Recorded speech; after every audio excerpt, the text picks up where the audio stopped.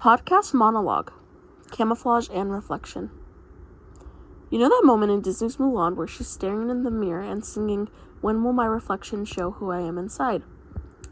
That scene has always hit home for me, mainly because for a long time, especially back in my high school years, I lived in camouflage. Back then, I stood out without meaning to. My fashion choices were bolder, my opinions were louder, and my beliefs were just different. But in that environment, the difference didn't feel celebrated. It felt dangerous, and I stood out in a very poor light. So I learned to hide. I learned to blend in. I toned down my clothes, mute my opinions, and smile more quietly. Outwardly, I looked like everyone else. But on the inside, I felt like Mulan in disguise, waiting for the right time to be myself. It wasn't until years later, at my workplace, where I found my in-group. Social identity theory, or SIT, calls an in-group as somewhere where you can feel included.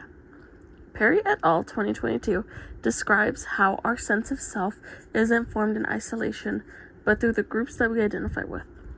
When I joined the team at work, I suddenly felt like I had an in-group. These were people who thought like me, laughed like me, and shared values that made me feel at home. For the first time, I didn't need to camouflage. I could be unapologetically me, outspoken, creative, and authentic. Looking back, SIT helps me understand exactly what was happening. First, through social categorization. I was unconsciously sorting people into groups, people like me and people not like me. In high school, that meant recognizing that my fashion and beliefs made me part of an out group. An out group is when you feel out of place in a group or society and feel excluded. The second thing was when social identification kicked in. At work, I didn't just like my team. I began to see their qualities as part of who I was. Their support became my armor and my mirror. And the third thing I experienced was social comparison, which explains why the difference between my high school group and work group felt so powerful.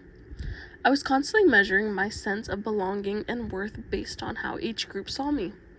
Perry et al. 2022 talks about how belonging can transform identity, not by changing who we are, but by giving us space to express it.